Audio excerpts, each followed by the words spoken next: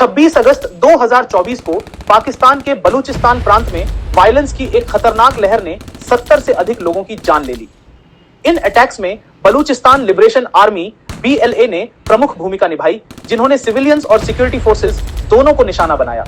ये घटनाएं मुसा खैल, कलात और लसबेला जिलों में हुई, जहां मिलिटेंट्स ने व्हीकल्स को आग के हवाले किया, कॉन्वॉयज पर हमला किया और यात्रियों को उनकी एथनिक आइडेंटिटी के आधार पर मार दिया। इस घटना ने बलूचिस्तान के हालिया इतिहास में इसे सबसे खौफनाक दिनों में से एक बना दिया है। यह वायलेंस उस लंबे समय से चले आ रहे टेंशंस और इंसर्जेंट एक्टिविटीज का हिस्सा है, जिसने इस रीजन को दशकों से डिस्टेबलाइज कर रखा है। बलूचिस्तान में इंसर्जेंसी की जड़ें 1947 में पाकिस्तान में इसके विलय से जुड़ी हैं। उस समय बलूच नेताओं ने पाकिस्तान में शामिल होने का विरोध किया और यह डिसेंट 20वीं सदी के कई अपराइजिंग्स की नींव बन गया। संघर्ष का मुख्य कारण इकोनॉमिक मार्जिनलाइजेशन, लोकल रिसोर्सेज का एक्सप्लॉयटेशन और पॉलिटिकल रिप्रेजेंटेशन की कमी रहा है। BLA और अन्य इंसर्जेंट ग्रुप्स का दावा है कि बलूचिस्तान की वेल्थ का फायदा सेंट्रल गवर्नमेंट को मिल रहा है, जबकि लोकल पॉपुलेशन पॉवर्टी में जी रही है। ये ग्रीवेंसेस समय समय पर रिबेलियन को बढ़ावा देते रहे हैं, जिसमें नवीनतम लहर 2000 के दशक की शुरुआत में नवाब अकबर बुगती की किलिंग के बाद आई थी, जो एक प्रोमिनेंट लीडर थे।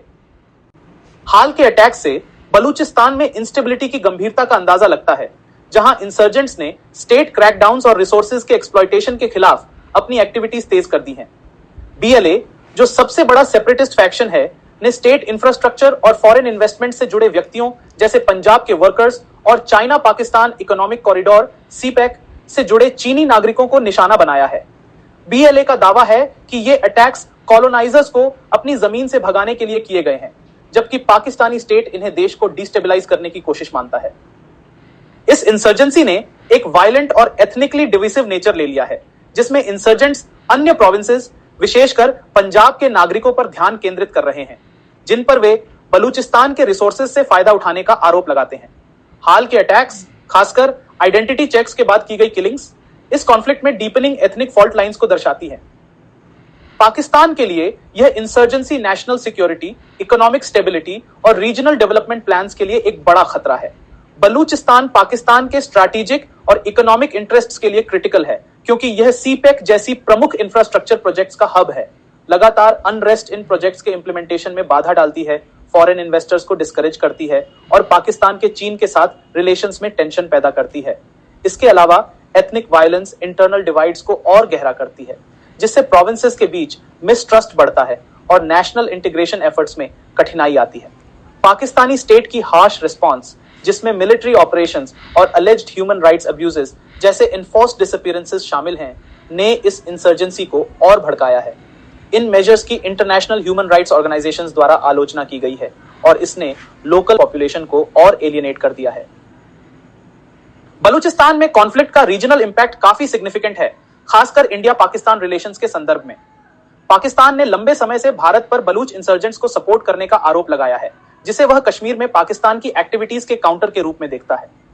2016 में Indian prime minister Narendra Modi द्वारा बलूचिस्तान में ह्यूमन राइट्स वायलेशंस का सार्वजनिक रूप से जिक्र करने के बाद इस कॉन्फ्लिक्ट में एक जियोपॉलिटिकल डायमेंशन जुड़ गया है।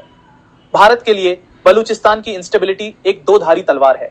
जहां यह पाकिस्तान के रिसोर्सेज को कश्मीर से डाइवर्ट कर सकती है, वहीं यह सिक्योरिटी रिस्क्स भी पैदा करती है, क्योंकि इस केओस में क्रॉस बॉर्डर मिलिटेंट नेटवर्क्स पनप सकते हैं। बलूचिस्तान में हालिया वायलेंस की लहर इस रीजन के कॉन्फ्लिक्ट की कॉम्प्लेक्सिटी और परसिस्टेंस को दर्शाती है। हिस्टोरिकल ग्रीवेंसेस, इकोनॉमिक एक्सप्लॉयटेशन और एथनिक टेंशन से पोषित यह संघर्ष पाकिस्तान और ब्रॉडर रीजन को डिस्टेबलाइज करता रहता है।